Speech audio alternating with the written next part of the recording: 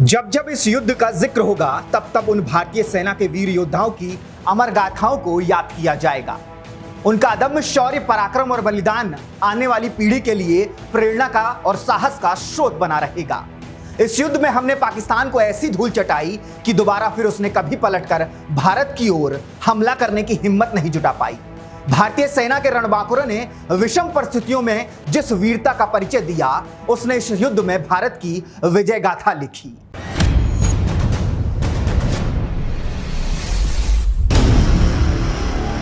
इस युद्ध में अमर बलिदानी हुए हर भारत मां के सपूत का नाम योद्धाओं की स्वर्णिम पंक्ति में दर्ज किया गया। लगभग 3 महीने तक चले इस भीषण युद्ध में भारत ने पाकिस्तान के दांत बुरी तरीके से खट्टे कर दिए और दुश्मन को धकेलकर वापस भारत की सीमाओं से बाहर फेंक दिया।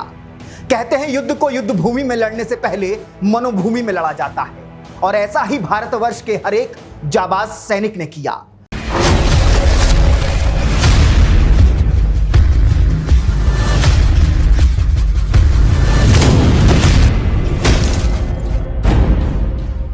देह शिवा बरुमोही है, शुभ कर्मन से कबहू न टरो, कबहू न टरो न डरो अरि सो जब जाए लरो, निश्चय कर अपनी जीत करो, जीत करो। यही संकल्प था जिसने भारतीय सेना के एक एक योद्धा के अंदर 100 दुश्मनों को खत्म करने का साहस भर दिया था।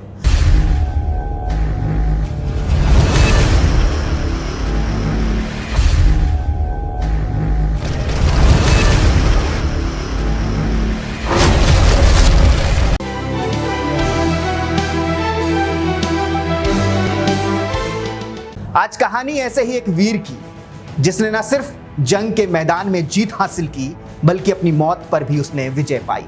आज कहानी ऐसे ही एक योद्धा की, जो दुश्मन का मुकाबला करने के बाद अपनी मौत से 11 दिनों तक लड़ता रहा और अंत में मौत को भी उसने मात दे दी।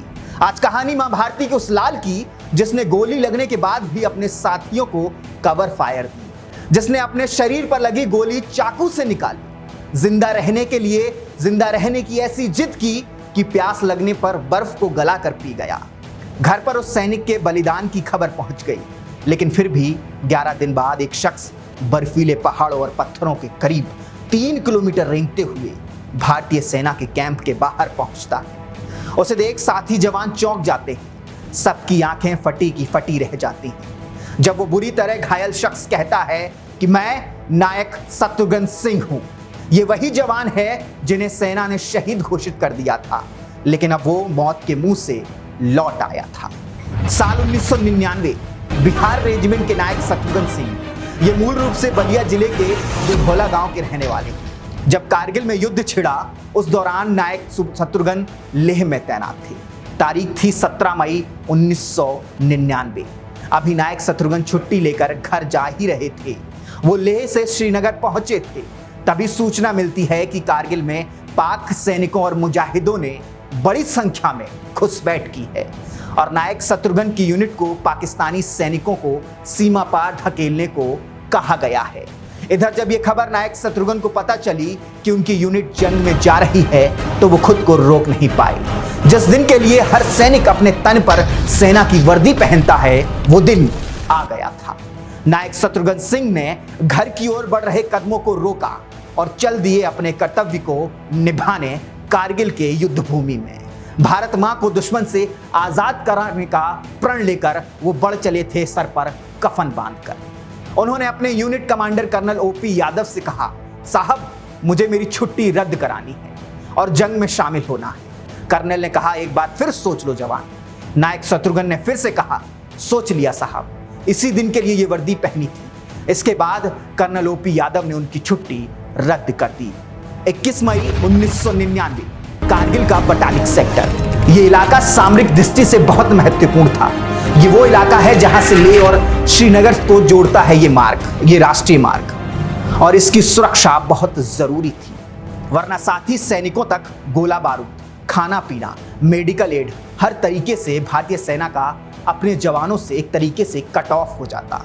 उधर इन पहाड़ियों पर किलाबंदी कर बैठे पाक सैनिकों पर हमला करने की योजना बनाई जा रही थी, मेजर एन सर्वानंद के नेतृत्व में नायक शत्रुघ्न सिंह, गणेश प्रसाद यादव, सिपाही प्रमोद कुमार और ओम प्रकाश गुप्ता रेकी के लिए निकल पड़े, यानी कि उस जगह की तलाशी अभियान और वहां की गुप्त सूचनाओं को इकट्ठा करने के लिए निकल पड़े। फैसला लिया गया कि 27 मई की रात को पाक सैनिकों पर धावा बोला जाएगा, लेकिन किसी कारण यह हमला टल गया। अगले दिन 28 मई, इसी दिन बटालिक पोस्ट पर कब्जा जमाने के लिए नायक शत्रुघ्न सिंह और उनके दल ने कूच कर दी थी। यहां आपको बता दें कि ये इलाका था जहां एक तरफ थी खड़ी पहाड़ी और दूसरी तरफ सपाट ढलान, और उस पर बैठा था पाकिस्तान।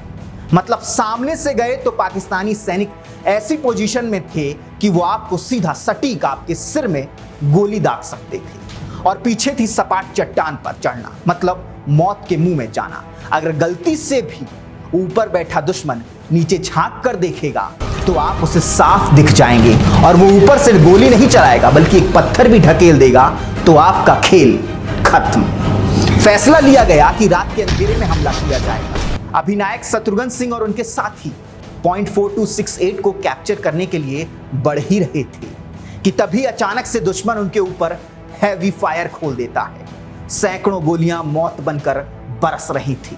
आसमान में मांगो जैसे आग लग गई थी, लेकिन भारत मां के ये वीर सपूत निडरता के साथ अपने लक्ष्य की ओर बढ़े जा रहे थे। इसी बीच उनके दो साथियों को गोली लगने से वो वहीं युद्ध भूमि में वीरगति को प्राप्त हो गए।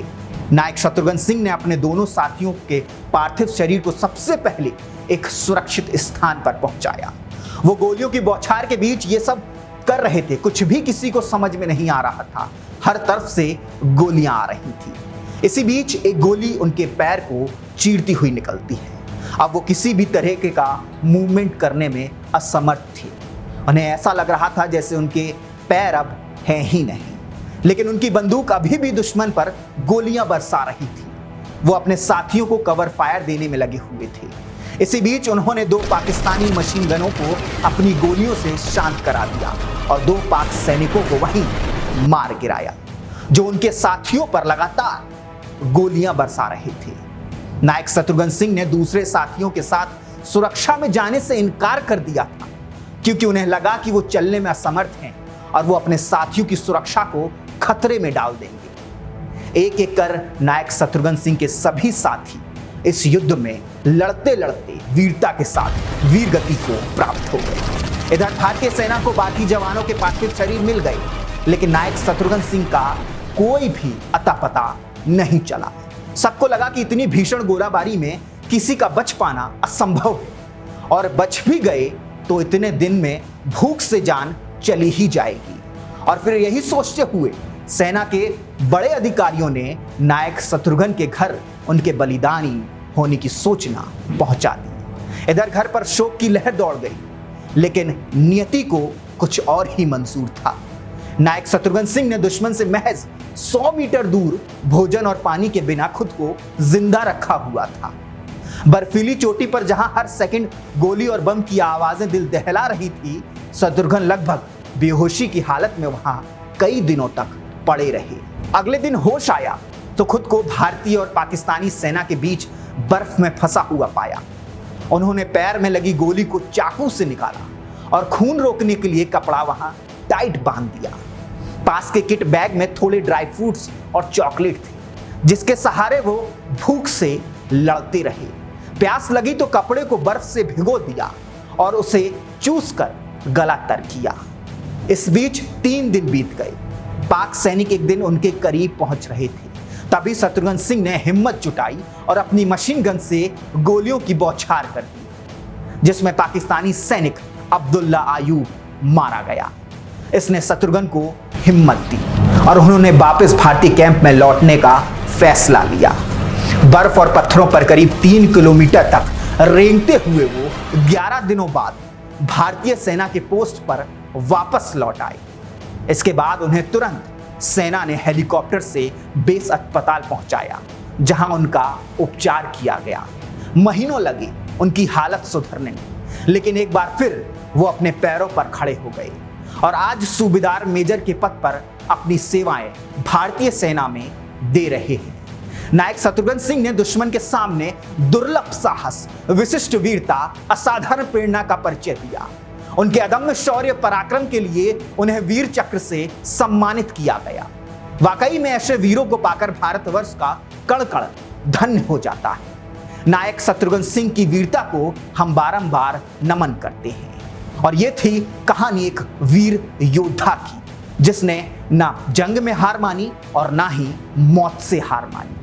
ये कहानी आपको कैसी लगी हमें कमेंट बॉक्स में जरूर बताइएगा। जय हिंद, जय भारत। अगर आप ये वीडियो YouTube पर देख रहे हैं तो हमारे चैनल को सब्सक्राइब कर बेल आइकन दबाना ना भूलें। अगर आप हमारी वीडियो को Facebook पर देख रहे हैं तो हमारे पेज को फॉलो और लाइक करना ना भूलें।